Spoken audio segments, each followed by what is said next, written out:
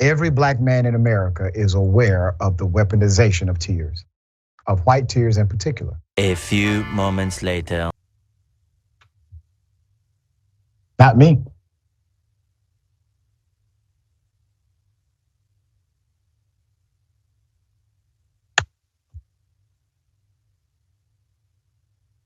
Let me tell you why this is emotional. So Dr. Rashard Richey has turned into a Karen on us right before our eyes.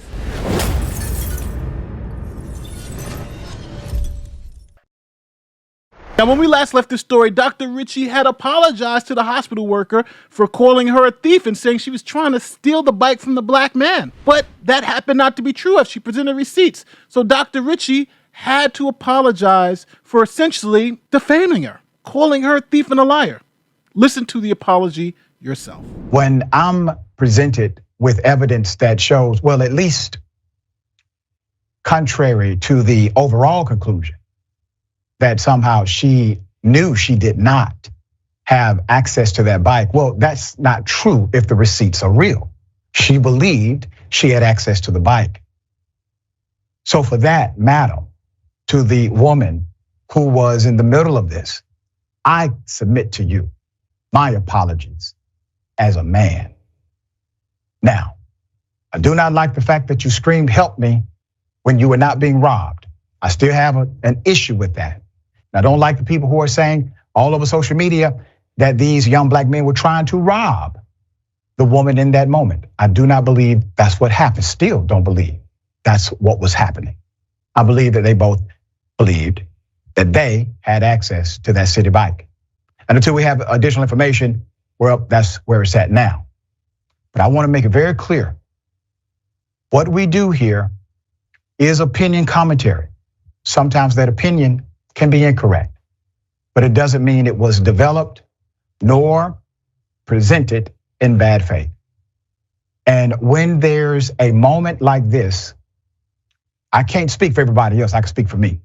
When there's a moment like this, I will always look into this camera and let you know specifically that I am sorry for getting it wrong, because I give a damn about getting it right. And so, ma'am, once again, I apologize. And I concur with your attorney. Now your question is, hey Nate, why are we covering this story again? I thought it was done. Well, we're covering it again because Dr. Rashard Richey needs to keep the race hustling grift going. So he's put out another video essentially walking back the apology video in this weird way, which you'll see in a second. Now here's a quick factual retelling of the story so we can all be on the same page. This young man rode his Citi bike from St. Nicholas Avenue and Manhattan Avenue at 6:33 p.m. to 1st Avenue and 30th Street at 7:19 p.m. From 7:19 to 7:24, he docked the bike. So the bike is now available for anyone to rent. The bike is not on his account. He is not paying for the bike at all. The bike is free and clear for anybody to rent. At 7:24, this hospital worker goes and rents that bike. Why? Because it's available. Now, she actually has provided this receipt to show, yes, at 7:24 p.m., I rented this bike. I legally had possession of it. She's on the bike, as you can see. She's straddling the bike, and this is her bike with her receipt. Also, at 7:24, they started recording this video. Now, in this video, you're going to see this young man forcibly, and I want to make it very clear, forcibly stop this woman from taking the bike that she's rented. She's got the receipt. We already saw that. And he's going to forcibly redock the bike, taking it off her account, and then he's going to put the bike on his account. Help! Now, I'm going to play it for you again. You're going to hear the bike jam back into the dock, and you're going to hear that little noise, doo-doo, and that's going to signify that the bike has now been forcibly pushed back and reset. So that's why on her receipt, it says the ride ended at 7:25, 1 minute later, because this young man has forcibly removed the bike off her account by pushing her and the bike back into the bike rack. Now, there are many things that we can call this. I'm not going to call it whatever. What I'm going to do is just lay out the facts of what happened. You have this young 6-month pregnant woman. She's on a bike that she's rented, and you have a young 17-year-old kid forcibly stopping her from taking her property to do whatever she wants with, and forcibly pushing the bike back into the rack so she cannot take it. That's what we see here in the video. Watch it again. Help! Now, after this, one of his friends eventually gives up their bike and everybody goes about their way. But this is essentially the issue. This young man is forcibly, and that's so important to this story, forcibly, by force, trying to stop this pregnant woman who's coming off a 12-hour shift from taking a bike that she's rented, receipts, and demanding that she give up his bike. So what do you call that? What would we call that in any other situation? Well, matter of fact, what does Dr. Richey call that? If this woman was legally renting this bike and this young man comes and forcibly takes it from her. Listen to what he says. Which is theft under any other circumstance. We will call this attempted theft if the black male went up to the white female who paid for her opportunity to utilize the device and he decided to grab it and try to take it. We will call that clearly attempted theft. So let's call it as it is. Dr. Richey, I think you may be right. What you said is exactly right. If she rented the bike and this young man, tries to forcibly take it from her, then we would call that exactly what you called it. But because he's black and she's white, you don't want to call it that, right? You don't want to call it that because you want to be dishonest about it. So let's go over your new video because now you've become the Karen that you exposed. With hands on the handlebars. Let me explain what's happening here. The program that they are referring to allows you to drive these bikes or ride these bikes for 45 minutes before it starts to charge you real money.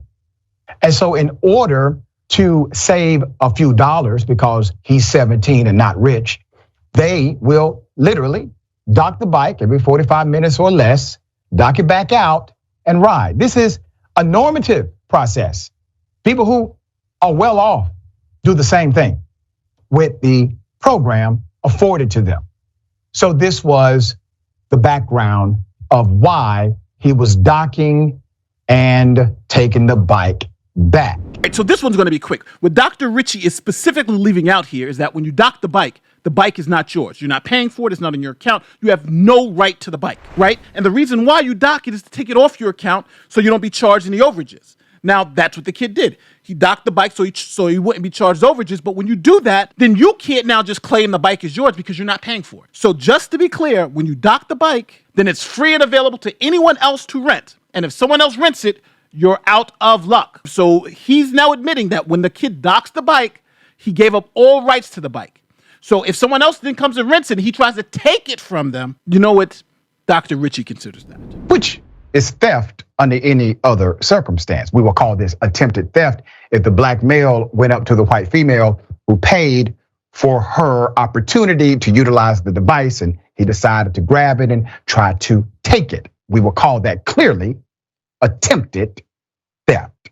So let's call it as it is. Now I'm going to provide a contrast in what the attorney said, what the statement read, and what actually the teenager says happened. They were there for roughly a few minutes when Michael said, Sarah Jane Comrie approached their group. We have a conflict. Keep the graphic up, keep that up. The conflict is in the letter from the attorney. The attorney said the 5 boys approached her. According to Michael, that is completely untrue. They were already there and she approached them. Let me tell you why this doesn't matter at all. Because it's a rentable bike. You can rent these Citi bikes. So if you go to a Citi bike stand and someone's sitting on the bike that you've rented, you are well within your legal right to say, hey, I'm going to rent that bike. Now, if the person specifically, like in this case, is not renting it, then they have no legal right to the bike. See, so what Michael should have done is that when she came over asking if she can use the bike, if that's even true, he should have just scanned it, rented it, and said, no, I'm renting this bike now. But he didn't do that. He chose to not rent the bike because he wanted ownership of the bike without paying for it. And you can't do that because it's not his bike. If he was renting it, then he has an argument, but he specifically wasn't renting it.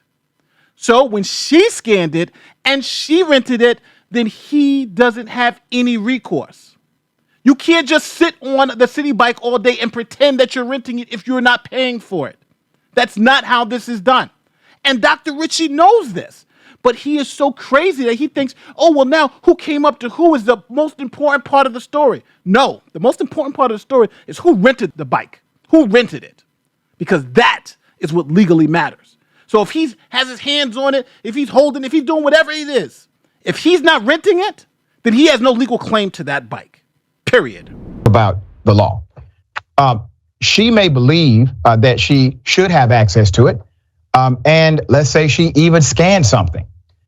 It is not her property per se. She does not have ownership of the property. She has not yet taken control of it in this moment. And the dynamic of her grabbing the phone, which we do have the picture that shows that action seemed to be quite aggressive. The allegation of her grabbing the phone, well, that's unwanted physical contact. Dr. Richey, you're so far out your league. Stop trying to make stuff up with the law. Stop making shit up. Stop it. It's ridiculous. Of course, soon as she rents the bike is hers. It's her property. As soon as she starts paying for the bike, it's her property. Now, she doesn't have to physically have possession of it. It's like if I rent a car and I park it in the street and I walk away, and they're like, oh, I can take his car because he's not physically in possession. That's ridiculous. And you know it's ridiculous.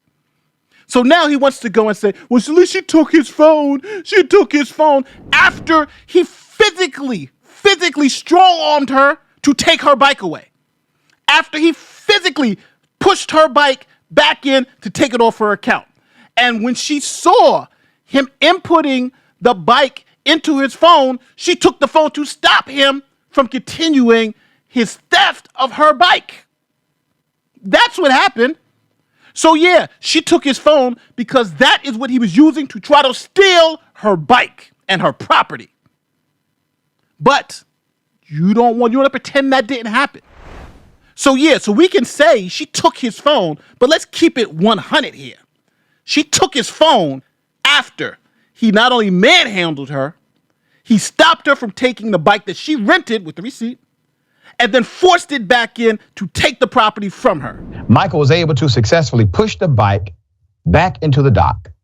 He said he then entered the bike's number into his phone to put the reservation back on his account.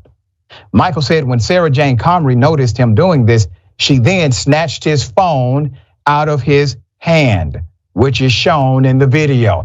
That's what happened. But I understand he's black, so it's okay for him to physically manhandle a pregnant woman, 6 months pregnant, by the way.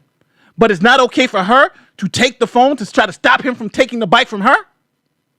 Listen to what you're saying, man. Listen to what you're saying. According to the young men, they started recording because they were afraid. Things were getting really, really tense. It was escalating. She's yelling for help as if they're robbing her. None of that was happening. None of that. Dr. Richey, it was true. It was absolutely true. And you know how we know it's true? Because you came to the same conclusion based off these same facts. So let me just spell it out for you so you understand this clearly. If the young black male went up to this woman and tried to take the property that she rented, we would call that attempted theft. Matter of fact, that's what you called it.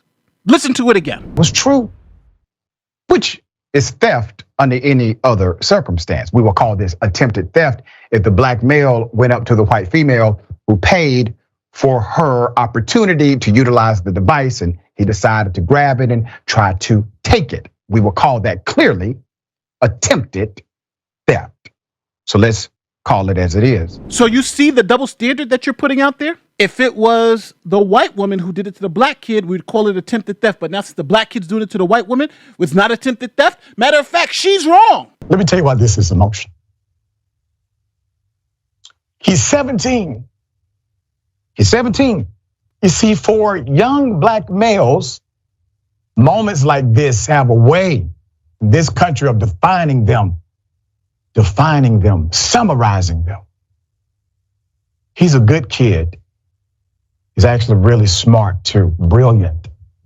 He's going to do great things in college. So just to be clear, this good kid denied a 6-month-old pregnant woman coming from a 12-hour shift a bike that she actually rented because he's such a great kid. Matter of fact, she rented it, was on it, and he physically stopped her from renting the bike, pushed it back, mind you, taking it away from her. And you want us to believe this was a nice kid.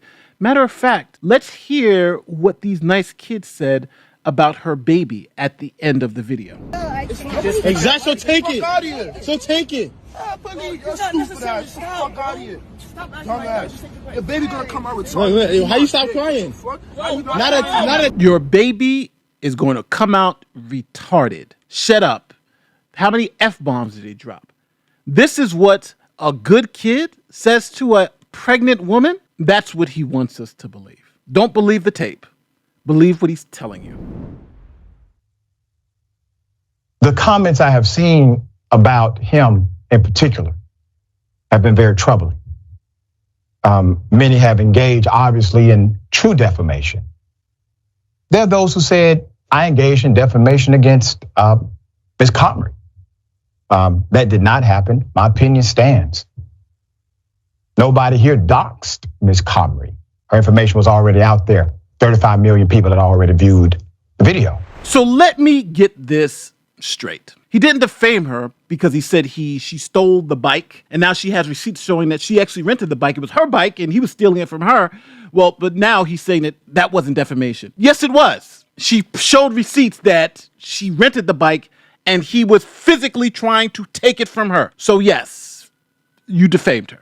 And the second point, which I think is even more ridiculous, is the fact that you're saying that you didn't dox this woman. And I need you guys to follow this logic. He's saying he didn't dox this woman for two reasons. One is that her information was already out there. And two is because 35 million people saw the video. So then I should be able to put out Michael's real name, right? Because his name isn't Michael. It begins with an H. Matter of fact, it was said on the video. If Dr. Richey is correct, since 35 million people saw the video, I should put all the information out right now on this video. Right? I shouldn't call him Michael anymore. I should call him by his full first name. But you know why I'm not going to do that?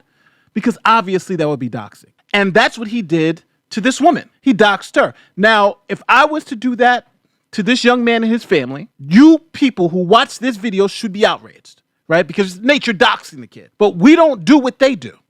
That's what Tizzy does. That's what this guy does. They dox people and then try to defend it by saying, oh, well, it's already out there. So why not put the kid's real name out there? Because he knows that's what doxing is. So, and think about this again. This is that double standard again. It's okay to put her information out and have people mad at her, but it's not okay to put his information out. I take the darts. The arrows are fine with me. Been taking them for many years.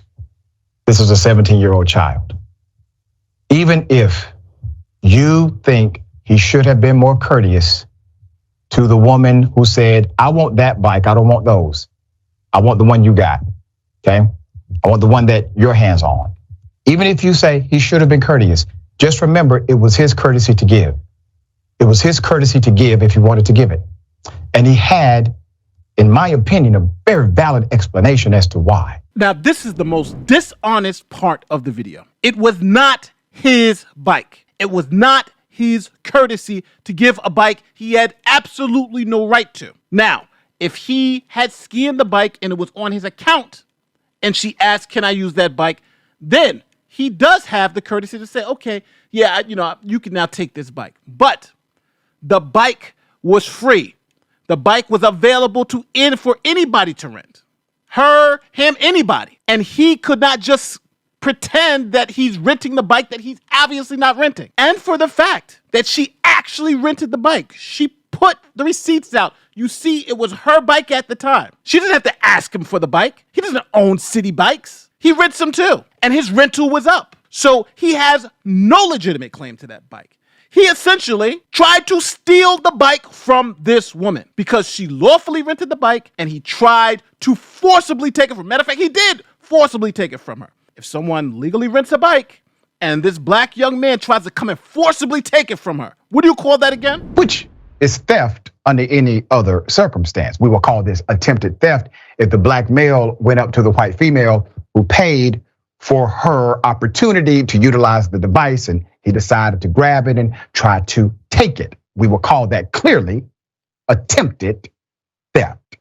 So let's call it as it is. Yes, Dr. Richey. So we're going to call it as it is. This young woman legally rented the bike, and this young man tried to take it from her. We would call that attempted theft. Clearly, we would call that attempted theft. I think you were right when you said that. I think you were right. And now that we know she rented the bike and he tried to take it from her, I think your conclusion is right. It makes sense. And let's just make it very clear. If he's not renting the bike, he can't claim that the bike is his. It's his when he rents it, and he wasn't renting it. Now, people, tell me where I'm wrong in the comment section. If you think Dr. Richey's right, let me know in the comment section. If you think I'm wrong, let me know in the comment section. My name is Nate the Lawyer. This is probably going to be the last video I do on this. This clown is ridiculous. Like, really think about what he's trying to do. He's trying to rewrite history. But the thing is that he knows, just like we all know, this young kid, unfortunately, tried to steal this woman's bike. She has the receipts to prove it. And they're trying to say, well, look what happened after, look what happened before. No, what happened at that moment